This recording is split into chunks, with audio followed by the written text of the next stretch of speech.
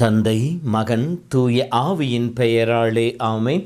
மூவொரு கடவுளுடைய அருளும் ஆசீரும் பாதுகாப்பும் வழிநடத்துதலும் உங்களோடு இருப்பதாக. இயேசுவில் என் அன்பு சொந்தங்களே, டிசம்பர் மாதம் 26ஆம் தேதி தாய் திருச்சபையானது புனித ஸ்தேபான் முடியப்பருடைய விழாவினை சிறப்பிக்கின்றது. உண்மையிலேயே இவர் பாக்கியம் பெற்றவர். இயேசுவுக்காக இயேசுவின் பொருட்டு மறைசாட்சியாக மறிகின்ற கிரீடம் பெற்றவர் புனித ஸ்தேபான். நேற்றைய தினம் அவருடைய பிறப்பு விழாவை கொண்டாடினோம். அகில உலகமே எம்பெருமான் இயேசுனுடைய பிறப்பு விழாவிலே பெருமகிழ்ந்து எல்லோரும் happy Christmas, happy Christmas, merry Christmas என்று சொல்லி வாழ்த்தை தெரிவித்து மகிழ்ச்சியில் நாம் திளைத்து கொண்டிருந்தோம். அடுத்த நாளே தாய் திருச்சபையானது புனித முடியப்பருடைய விழாவினை கொண்டாட அழைப்பு விடுக்கின்றது. மறைசாட்சியின் விழாவினை கொண்டாட அழைப்பை விடுக்கின்றது. இயேசுவின் பொருட்டு மறித்த இவருடைய வாழ்வின் பின்னணியை பார்க்கின்ற பொழுது தொடக்க திருச்சபையிலே பல்வேறு எதிர்ப்புகளும் கலக்கங்களும் குழப்பங்களும் நடந்தேறிக் கொண்டிருந்தன. ஒவ்வொரு நிலையிலும் கடவுளுடைய ஆவியானவர் திருச்சபையை வழிநடத்தி வந்து கொண்டிருந்தார். விருத்த சேதனம் பற்றிய பிரச்சனை வருகின்ற பொழுது பவுலும் மற்றும் திருத்தொண்டர்களும் ஒன்றாக சேர்ந்து யாக்கோப்பின் வழியாக இறை திருவுளத்தை அறிந்து கொண்டார்கள். அதேபோல திருத்தூதர் பணி 6-7 அதிகாரங்களை கொடுக்கப்பட்டிருக்கின்றது. திருச்சபை வளர்கின்ற பொழுது எல்லா மக்களும் அதிலே வந்து சங்கமிக்க ஆரம்பித்தார்கள். அப்படி வருகின்ற பொழுது கூடி வருகின்ற மக்களிலே கவனிப்பதிலே ஒரு சிறு குறைபாடு, சலசலப்பு ஏற்படுகின்றது. கிரேக்க மக்கள் சரியாக கவனிக்கப்படவில்லை என்கின்ற ஒரு குற்றச்சாட்டு எழுகின்றது. எப்போதுமே இறை வார்த்தை போதிக்கப்படுகின்ற பொழுது, நற்செய்தி அறிவிக்கப்படுகின்ற பொழுது சாத்தான் வெவ்வேறு விதங்களிலே செயல்பட ஆரம்பிப்பான். அதை போலவே இங்கும் ஒரு பிரச்சனை உருவாக்கி அதன் வழியாக அந்த இறைவாக்கு பணியை தடை செய்யலாம் என்று சொல்லி நினைக்கின்ற பொழுது திருத்தூதர்கள் தூய ஆவியில் ஆட்கொள்ளப்பட்டு சொன்ன வார்த்தை, இந்த பிரச்சனையின் பொருட்டு இறைவார்த்தை அறிவிக்கப்படுவது தடைப்பட்டு விடக்கூடாது. ஆகவே இந்த பிரச்சனையும் நாம் வைத்துவிட முடியாது. இந்த இரண்டையும் செய்வதற்கேற்ற விதத்தில் திருத்தூதர்கள் தொடர்ந்து இறைவாக்கு பணியை செய்யட்டும், இந்த பரிமாறுகின்ற மற்ற பணிகளை செய்வதற்கு திருத்தொண்டர்களை நாம் ஏற்படுத்திக் கொள்வோம் என்று சொல்லி 7 திருத்தொண்டர்களை நியமிக்க முற்படுகின்றார்கள். அங்கே அவர்கள் திறமையும் ஆற்றலும் மையமாக வைத்து திருத்தொண்டர்களை தேர்ந்தெடுக்கவில்லை. மாறாக அவர்கள் நற்சான்று பெற்றவர்களாக இருக்க வேண்டும். மக்கள் மத்தியிலே ஒரு நற்சான்று பெற்றவர்களாக, நல்லவர்கள் என்ற பெயர் பெற்றவர்களாக இருக்க வேண்டும். தூய ஆவியின் கொடைகளையும் ஞானத்தையும் அருளையும் பெற்றவர்களாக இருக்க வேண்டும் என்பதை ஒரு அடிப்படை தன்மையாக கொண்டு 7 தேர்ந்தெடுக்கின்றார்கள். அவர்களிலே ஒருவர்தான் புனித ஸ்தேபான். இவர்கள் தேர்ந்தெடுக்கப்பட்டது பரிமாறும் பணிக்காக, மக்களை கவனித்துக் கொள்கின்ற பணிக்காக. ஆனால் ஸ்தேபான் தூய ஆவியால் ஆட்கொள்ளப்பட்டதினாலே இந்த பரிமாறு பணியோடு தன்னுடைய வாழ்வை முடித்துக் கொள்ளவில்லை. மாறாக ஆண்டவன் ஆவி அவரை தூண்டி எழுப்ப அவரும் இறை வார்த்தையை போதிக்க ஆரம்பிக்கின்றார். துணிவோடு போதிக்க ஆரம்பிக்கின்றார்.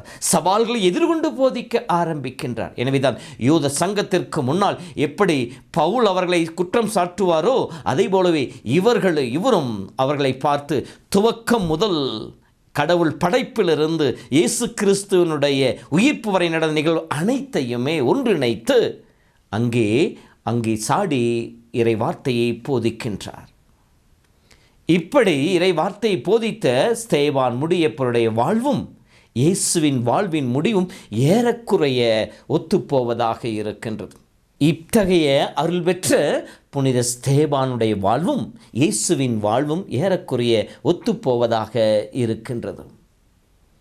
பிலிப்பியர் 2:5 படிக்கின்ற பொழுது பவுலுடையார் சொல்லுவார், கிறிஸ்து இயேசுவின் மனநிலையை உங்களில் இருக்கட்டும் என்று சொல்லி. முடியப்பர் இந்த வார்த்தை முழுமையாக வாழ்ந்து காட்டியவர். அவருடைய வாழ்வின் இறுதி மணித்துளிகளும் இயேசுவின் வாழ்வின் இறுதி மணித்துளி ஏறக்குறைய ஒத்துப்போவதாக இருக்கின்றன. இயேசு பொய்யாக குற்றம் சாட்டப்பட்டார். இவரும் பொய்க்குற்றச்சாட்டின் வழியாக கைது செய்யப்படுகின்றார். இந்த ஆலயத்தின் மீது இவர் மாசுபடுத்தினார் சொல்லி இயேசுவை குற்றப்படுத்தினார்கள். அதே குற்றச்சாட்டை தான் ஸ்தேவான் மீதும் வைக்கின்றார்கள். மேலும் இருவரும் அந்த சமயத்திலும் யூதர்கள் அவர்கள் செய்த தவறுகளை சுட்டிக்காட்டி அவர்கள் தவறிய வாழ்வை அவர்களுக்கு எடுத்துக்காட்டி துணிவோடு அங்கே பறைசாற்றுபவர்களாக இருந்தார்கள்.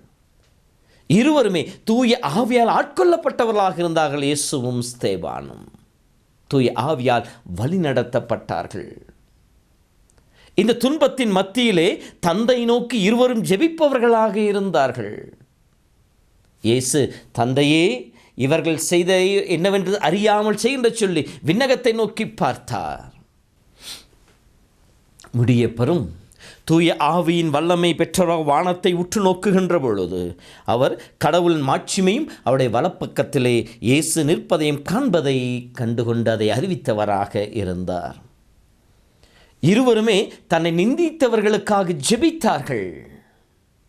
தந்தையே, இவர்கள் அறியாமல் செய்கின்றார்கள் என்று சொல்லி இயேசு ஜெபித்தார். அதே போலவே இவரும் தன்னை நிந்தித்தவர்களுக்காக இயேசுவை நோக்கி மன்றாடுகின்றார்.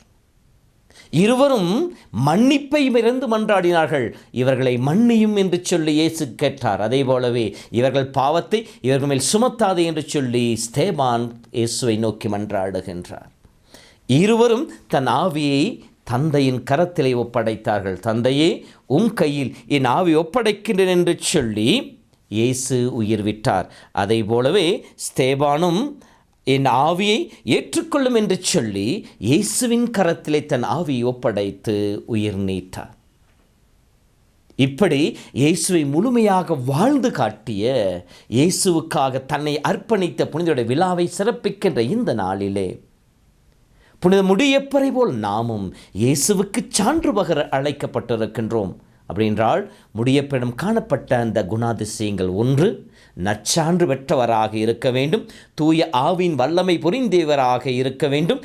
இயேசுவை நம் வாழ்வில் ஒவ்வொரு நிமிடத்திலும் அனுபவித்து அதை அறிவிப்பவராக இருக்க வேண்டும். தன் வாழ்விலே வருகின்ற துன்பங்கள் மத்தியிலே கடவுளை நோக்கி பார்ப்பவர்களாக இருக்க வேண்டும்.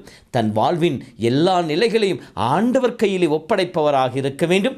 நம்மை நிந்திப்பவர்களுக்காக, நமக்கு எதிராக செயல்படுபவர்களுக்காக நாம் பரிந்து பேசி மன்றாடுபவர்களாக, மன்னிப்பவர்களாக இருக்கின்ற பொழுது நாமும் முடியப்பெருக்கு பெற்றுக்கொண்ட பேறு பெற்ற வாழ்வினை பெற்றுக்கொள்வோம். மறைசாட்சியாக என்று சொல்வதை விட ஆண்டவரை பிரதிபலிக்கிற மக்களாக இருப்போம். இந்த உலகிலே இயேசுவின் சாட்சிகளாக வாழ்வோம். கிரீடம் அணிந்தவர்களாக அவருடைய கரத்திலே அழகிய மணிமுடியாய் நாம் திகழ்வோம். இத்தகைய அருளுக்காக ஜெபிப்போம். புனித முடியப்பர் வழியாக மன்றாடுவோம். புனித ஸ்தேவானை எங்களுக்காக வேண்டிக் கொள்ளும். ஆண்டவர் உங்களோடு இருப்பாராக. எல்லாம் வல்ல இறைவன் தந்தை, மகன், தூய ஆவி உங்களை நிறைவாய் ஆசீர்வதிப்பாராக. ஆமேன். நீங்கள் என் சாட்சிகள், வாழ்வினில் காட்டுங்கள். நீங்கள் என் சாட்சிகள், வாழ்வினில் காட்டுங்கள். நீங்கள் என் சாட்சிகள், உலகினை வெல்லுங்கள். நீங்கள் என் சாட்சிகள், வாழ்வினில் காட்டுங்கள். நீங்கள் என் சாட்சிகள், உலகினை வெல்லுங்கள்.